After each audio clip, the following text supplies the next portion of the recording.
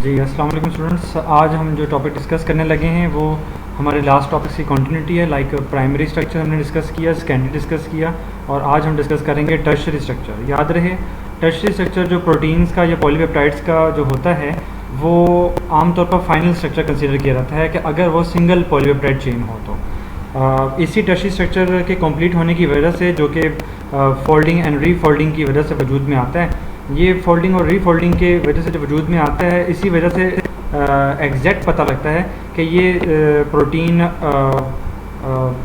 Globular in nature है या fibrous in nature है, राइट।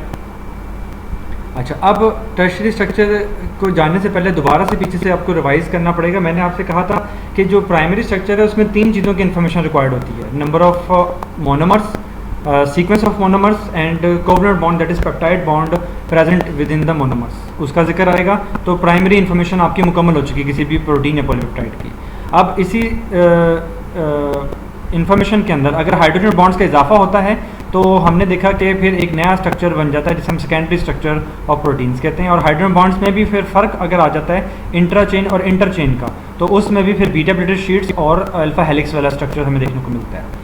तो अब हमारे पास जो टर्शियरी स्ट्रक्चर है, याद रहे चूँकि ये कंप्लीट है तो इसमें आमतौर पर ये तासुर होता है कि सारे के सारे जितनी भी फोर्सेस हैं, सारी की सारी चाहे वो किसी भी तरह की हैं, वो सब की सब इसके अंदर मौजूद होंगी। यानी कि इसके अंदर अब मल्टीपल फोर्सेस मौजूद होंगी जो इसको स्टेबलाइज कर रही होंगी और इसको ओवरऑल शेप एंड कन्फर्मेशन दे रही होंगी। अब वो फोर्सेस क्या हो सकती हैं?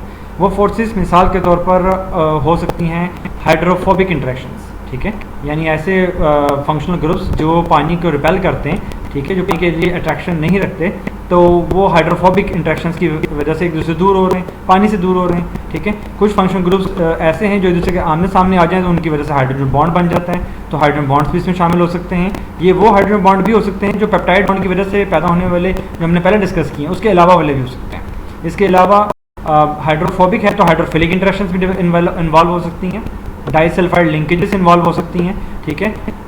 कहीं negative and positive charges create हों और उसकी वजह से आयनिक ग्रुप्स बन जाते हैं, तो आयनिक बॉन्ड्स भी इसके अंदर इन्वॉल्व हो सकते हैं। सो मल्टीपल चांसेस हैं कि मुख्तलिफ चीज़ें इन्वॉल्व हों। ये मैं कुछ कल वाली भी अगर आपको दिखा दूँ तो ये आपको सामने एक अल्फा हेलिक्स है जिसमें एक ही चेन के अंदर अगर आप देख रहे हैं कि हाइड्रोजन बॉन्ड का पैटर्न इस तरह से हो तो ये अल्फा हेलिक्स बनता है। जब दो डिफरेंट सिंगल स्टैंड्स एक दूसरे के आमने सामने आ जाएं तब बीटा प्लेटेड शीट कैसे बनता है उसके बारे में यहाँ शो कराया हुआ है, ठीक है। और सिमिलरली बीटा बेंड कहाँ कहाँ और कैसे बनता है इसके बारे में यहाँ ये शो कराया हुआ है। ओके, मैं अभी बात कर रहा था कि टर्शियरी स्ट्रक्चर में बेशुमार डिफरेंट किस्म की बॉन्डिंग्स और भी इन्वॉल्व होती हैं। जैसे कि हम हाइड्रोफोबिक इंटरेक्शंस की बात कर चुके हैं, वाज़ एस्ट्रल लिंकेज बनता है और वो हमेशा बनता है एक OH ग्रुप और कार्बोक्सिलेट फंक्शनल ग्रुप के बीच में। कभी कभी हाइड्रोजन बॉन्ड्स बनते हैं जो डिफरेंट अल्कोहल्स और इलेक्ट्रॉन रिच एटम्स के बीच में हो सकते हैं, ठीक है। कभी कभी नेगेटिवली चार्ज कार्बोक्सिलेट ग्रुप और पॉजिटिवली चार्ज अमाइनो ग्रुप किसी और जगह पर अगर मौजूद हो और उनके बीच में इंट्रैक्शन डेवलप हो जाए, ठीक है, तो उनके बीच में भी आयनिक इंट्रैक्शंस बन सकती हैं।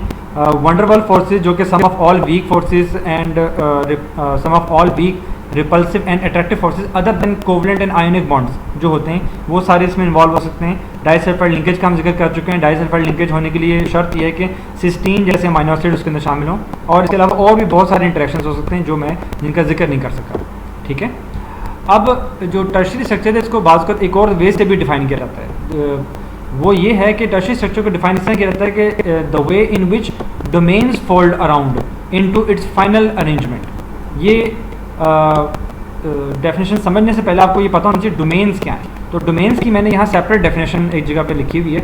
डोमेन्स होते क्या हैं? डोमेन्स मुख्तलिफ पॉलीपेप्टाइड्स के अंदर शामिल डिफरेंट अमीनो एसिड्स होते हैं और अमीनो एसिड्स का कुछ ग्रुप्स इकट्ठे हो जाते हैं, गुच्छे इकट्ठे हो जाते हैं, क्लस्टर्स इकट्ठे हो जाते हैं जो इकट्ठे होने के बाद बेसिक फंक्शनल या स्ट्रक्चरल यूनिट का तौर पर काम अंजाम दे रहे होते हैं।